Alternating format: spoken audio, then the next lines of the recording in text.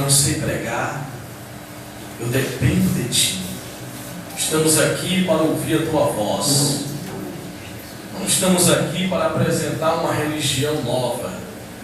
O Senhor não deixou religião na terra, mas o Senhor veio se apresentar ao seu povo e mostrar a verdadeira, boa, agradável e perfeita vontade do Senhor para a humanidade. Fala com a tua voz sobre-humana. Ensina-nos o caminho da salvação. Em nome de Jesus. Amém. Glória a Deus. O Espírito Santo nos chama para um relacionamento com Ele. Há muitas religiões e igrejas, só que Deus te chamou para ser a igreja dele. Deus chamou você para ser o templo dele, andando sobre a terra. Ele quer caminhar com você, andar com você, Ele quer amizade com você. Esse ajuntamento, esta assembleia dos irmãos, essa congregação, é para ouvirmos a voz do Senhor e cultuarmos, pois aonde estiverem 2 ou 3 reunidos em seu nome, eu estarei no meio deles.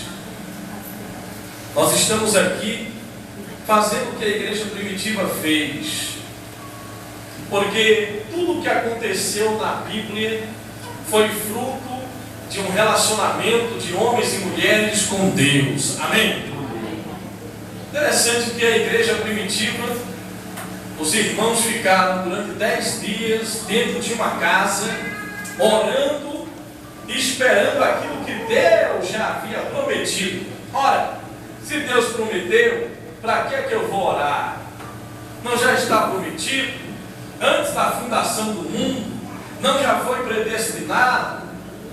Deus já nos abençoou, como diz em Efésios 1:3, antes da fundação do mundo, com todas as bênçãos espirituais nas regiões celestiais. Então, por que eu tenho que orar? Se Deus já me prometeu, já me escolheu antes da fundação da terra e me chamou para receber aquilo que já é meu por direito, ao entregar a minha vida ao Criador. Eu falei de entregar a vida ao Criador e não a uma placa de igreja, a uma religião. Por que então eu tenho que chorar e orar e jejuar? Porque Deus, Ele quer um relacionamento com você. E este mundo foi danificado por causa da desobediência. Entrou o pecado e o homem, que era espírito, depois alma e depois corpo, passou a ser primeiro corpo, alma e espírito. Então, o homem, ele, por causa do pecado original, ele passou a ter dificuldades em se relacionar com o Espírito que criou todas as coisas, Pai, Filho e Espírito Santo. Quando o segundo Adão veio à terra, a saber, Jesus Cristo, ele então restabeleceu, restaurou o relacionamento do ser humano com Deus. E o que é que Jesus fez? Ele fez aquilo que os patriarcas fizeram, oraram. Ele fez aquilo que os 17 profetas do Velho Testamento fizeram. Eles oraram, eles choraram, eles pararam para ouvir a voz de Deus. E Jesus fez o mesmo. E a igreja primitiva também fez a mesma coisa. Por quê? Porque nós estamos no meio, o ser humano está num lugar onde é o campo de batalha entre o bem e o mal. Chama-se planeta Terra.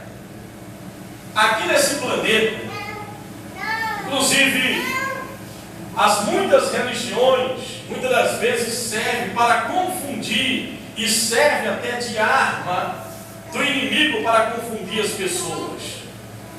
Mas quando você, ao olhar para o céu, diz: Deus, eu não te conheço, mas eu sei que alguém criou tudo isso. Eu quero que o Senhor me revele. Eu quero saber qual é a religião certa, qual é o Deus verdadeiro. Eu quero saber quem é o Senhor. Você vai perceber que Ele vai se mostrar a você. Ele vai revelar para você quem é Ele e o que Ele quer com você. Porque Ele não é de madeira. Ele se relaciona com as pessoas, Ele está vivo. Ele se revela. Mas Ele se revela na vida daqueles que têm fome e sede, que querem conhecer de verdade. E Deus é tão bom que através de Jesus edificou um corpo chamado igreja, onde Deus fala com esta igreja, fala com este corpo, através dos servos e servas que Ele unge e anuncia o seu evangelho, o evangelho que Jesus deixou na terra. Amém? Agora eu quero falar sobre um dos antigos profetas, porque esse homem também foi um profeta de Deus, Daniel, cujo nome significa Deus é o meu juiz. Assim como eu e você, nós vivemos dias difíceis no nosso país. Esse homem viveu numa época muito difícil, nos anos 530 a.C. E você vai ver que no primeiro capítulo de Daniel, não precisa abrir no primeiro capítulo, mas no primeiro capítulo, Daniel e seus amigos são capturados. E eles são depois promovidos. E eles passam a ter autoridade num reino, num país que não pertencia a eles. Eles estão debaixo da autoridade dos babilônicos. Eles estão debaixo da autoridade dos reis da Pérsia, de Nabucodonosor e de toda a geração que vem. No capítulo 2, Nabucodonosor, ele que foi instituído por vontade permissiva de Deus, porque Deus é amor, mas também, não se engane, Ele repreende, Ele pune o seu povo. E isso que nós vemos acontecer no planeta não é por acaso. Deus, Ele permite para que as pessoas se voltem a Ele. E Nabucodonosor, ele faz uma estátua. No capítulo 2, ele tem um sonho e Daniel traz a interpretação. No capítulo 3, ele faz uma estátua de ouro maciço. Todos que viessem ouvir o som de algum instrumento musical tinham que se prostrar diante dele. E Deus dá o livramento aos 3 companheiros, amigos de Daniel, Sadraque, Mesaque e Abednego, na fornalha de fogo ardente. No capítulo 4, Nabucodonosor cai, fica louco, por causa do orgulho e da ganância. No capítulo 5, o banquete assombrado de Beltesazar, e mais uma vez Daniel entra em cena com revelações. E aí Daniel, ele era um jovem compromissado com Deus. Ele trabalhava, como eu e você. Ele não tinha tempo para orar, mas ele priorizava a oração. Ele orava 3 vezes ao dia. Eu não tenho tempo para orar. Em todas as épocas as pessoas trabalhavam. Daniel mais ainda, porque ele era escravo num reino e trabalhava mais do que todos e orava 3 vezes ao dia. Então a carne acha uma desculpa para que o homem não venha se relacionar com Deus. Daniel sabia o que queria, era um jovem de princípios. E ele então sobrevive depois que ele foi vítima de inveja, que a inveja é uma obra da carne. A Bíblia diz que a feitiçaria é obra da carne, e a inveja é pior do que a feitiçaria. E aí, por inveja, prejudicaram ele com uma lei que foi lançada para que ninguém pudesse orar, a não ser a pessoa podia orar ao rei, recorrer ao rei naquele dia. E Daniel orava 3 vezes ao dia, abertamente, por causa da sua fé, foi parar na cova dos leões. 8 leões famintos não conseguem dar cabo de Daniel, porque Deus enviou o anjo e livrou a Daniel. E assim muitas coisas aconteceram. O nome dele, Daniel, Deus é meu juiz. E os reis da Babilônia tinham o costume de mudar o nome dos seus escravos, para que aqueles escravos perdessem sua identidade e não seguissem a cultura dos seus países. Então, Deus é o meu juiz no hebraico, e o nome babilônico dele era Belsazar, que significa príncipe de Bel, ou seja, de um deus pagão da Babilônia. E aí, Daniel, no capítulo 9 de Daniel, ele tem uma visão. Todo homem e mulher de oração, Deus vai falar com este homem, com esta mulher. Nós só temos uma maneira de falarmos com Deus: através da oração. Deus tem várias maneiras de falar com você. Ele usa a palavra escrita, ele usa a palavra inspirada através dos pregadores, homens e mulheres. Ele fala, ele pode enviar um anjo que pode aparecer para você resplandecendo ou não. Um anjo pode aparecer simplesmente, entrar numa igreja como essa, sentar aqui, até com a aparência de um mendigo, e depois lá fora entregar algo de Deus para você e nunca mais você vê essa pessoa.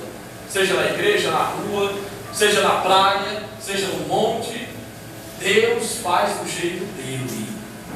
Você é provado. Por isso que a Bíblia diz que nós devemos praticar a hospitalidade, ser bondosos, ajudar até uma velhinha a atravessar a rua, porque fazendo isso, você pode estar tocando no anjo e ajudando, sendo provado por Deus sem saber.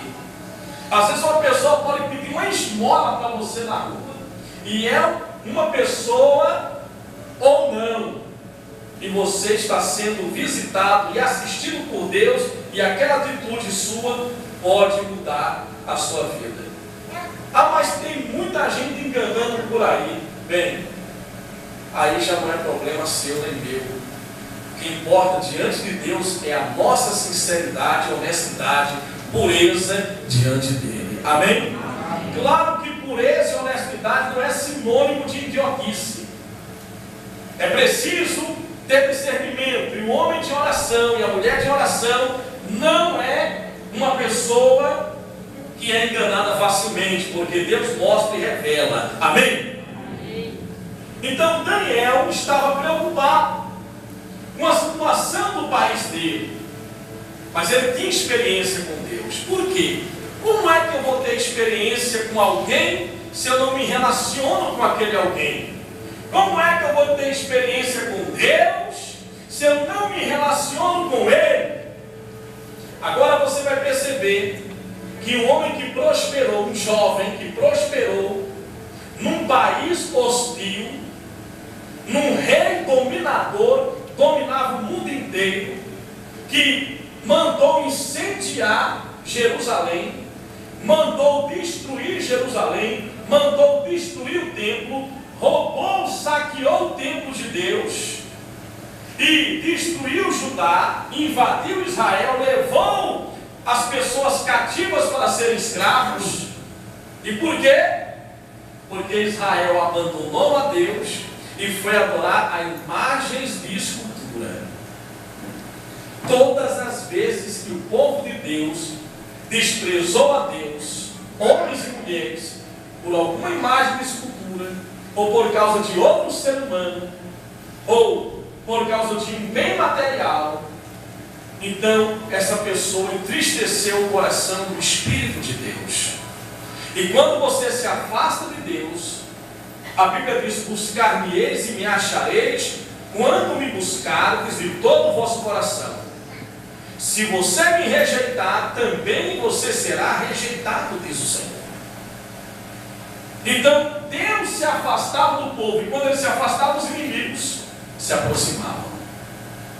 Daniel, numa época muito difícil, em todas as épocas, homens e mulheres sempre viveram no mundo onde havia falsos profetas, onde havia prostituições, adultérios, swings, onde havia corrupções, enganadores, mentirosos, trapaceiros. Todas as épocas existiram isso. Veja na época de Noé, as pessoas faziam o que queriam fazer, mas por causa de um homem que tinha um relacionamento com Deus, ele foi salvo e a família dele. Depois de 100 anos, Noé sofrendo, vendo a corrupção daquele povo. 100 anos construindo a arca. Veja Abraão, amigo de Deus. Quando Abraão orou pelo sobrinho dele, a Bíblia diz que Deus ia destruir Sodoma e Gomorra. E lembrou Deus de Abraão. Aleluia. E livrou o sobrinho de Abraão, porque lembrou da oração, uma oração que Abraão fez a ele. Daniel, um jovem compromissado com princípios, agora era um presidente, era um dos presidentes que tinha autoridade em Babilônia, nas províncias de Babilônia. Não impediu esse homem, sendo um sábio deste reino, este homem sendo um conselheiro, alguém que ajudava no crescimento, na extensão desse reino, não impedia ele de ser fiel no meio de uma geração inimiga de Deus e do povo de Deus. Então ele faz uma oração. Agora vamos prestar atenção nesta oração, porque se você conseguir captar esta oração de alguém que não se orgulhou, mesmo tendo a posição que tinha e a autoridade espiritual que tinha, sua vida vai mudar também. Amém? Glória a Deus. Capítulo 9. Dario, filho de Xerxes, da linhagem dos Medos, foi constituído governante do reino Babilônia. No primeiro ano do seu reinado, eu, Daniel, compreendi pelas Escrituras, conforme a palavra do Senhor dada ao profeta, ao pastor Jeremias, que a desolação de Jerusalém iria durar 70 anos. Por isso me voltei para o Senhor Deus com orações no plural e súplicas em jejum e pano de saco e coberto de cinzas. Deixa eu parar só um pouquinho que eu não posso resistir. Isso aqui é muito profundo. Ora, como é que eu vou orar para impedir algo que Deus determinou? Deus determinou que o povo iria passar, por causa do pecado daquele povo, 70 anos escravo ali. Era o castigo do povo. De repente, o médico disse: não tem jeito. Aconteceu com um rei também, chamado Ezequias, em Isaías 38. Veio a palavra de Deus ao profeta Isaías, ele estava com câncer no estômago, o rei Ezequias. E a palavra de Deus veio ao profeta Isaías e disse: vai, diz a Ezequias, põe a tua casa em ordem. Ele já tinha sido desenganado pelos médicos, e agora por Deus e pelo profeta: põe a tua casa em ordem, porque assim diz o Senhor: certamente morrerás e não viverás. O que é que o homem fez? Quando ouviu aquela palavra, ele virou o rosto para a parede, e a Bíblia diz que ele orou e chorou muitíssimo. Quando o profeta chega no meio da cidade, a palavra de Deus diz: Isaías, eu falei que Ezequias ia morrer, mas eu mudei de ideia.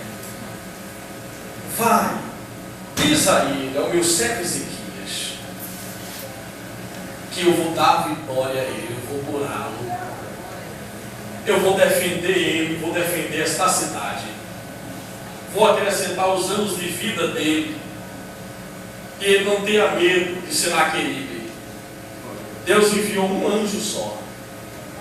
Um anjo de Deus exterminou 180.000 homens do exército de Senaqueribe.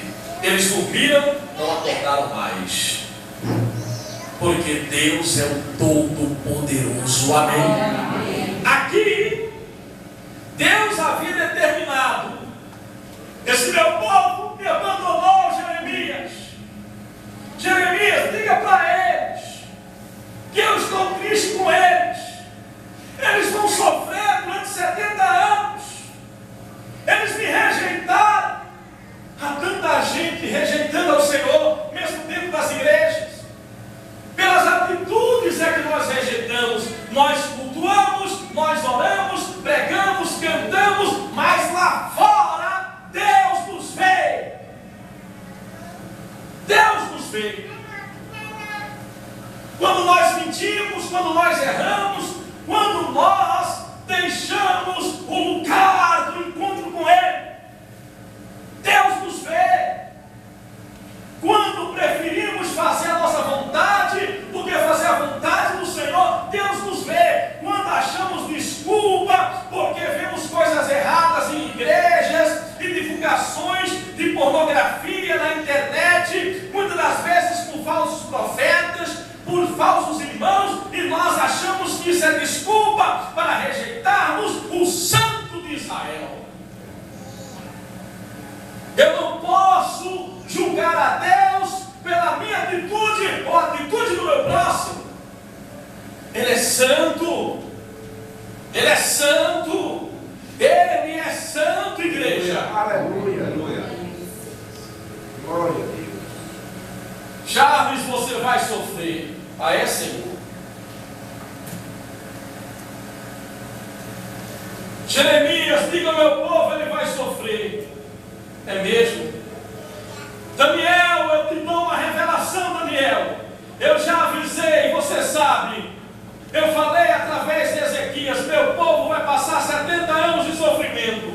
Ah, não, Senhor, não, Senhor. Eu vou orar, Senhor, eu vou jejuar, Senhor. Eu não posso aceitar isso, Senhor. Eu não aguento, Senhor. Olha o que ele fez.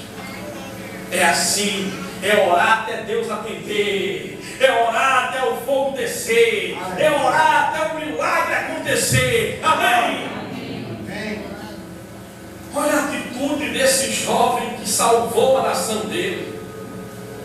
Orei, capítulo 4, ao Senhor. Versículo 4, capítulo 9, versículo 4.